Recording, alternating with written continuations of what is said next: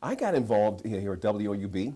I worked in the newsroom here. I would do the radio updates, and then I was doing ACRN, and then I do the speech and debate team stuff. Never thinking that there'd be some point in my life when all of those things would intersect. And lo and behold, when I got a job at CNN, that's exactly what happened, and that led to me being where I am right now. I love working here because I got a chance to learn how to think, and I learned a little bit about how to write.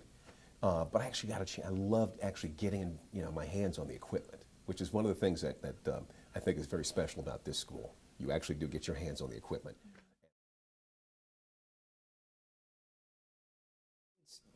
When you sit down in the chair and there's something like that going on, first of all, every time the light goes on, you know you have to be a professional.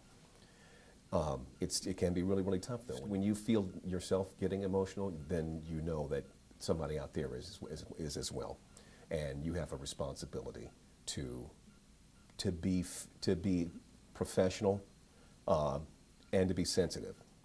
If you're going to get what you're supposed to get from the story, I have to do my job. It's not enough just to sit here and react to what's happening. You are consuming what I'm delivering to you. I've got to give you something. I've got to give you something that is, first of all, correct, and something that is going to stand up to scrutiny. So when you understand that responsibility, it may not be easy, but it's clear in my head where the map is and where the line that I have to walk is.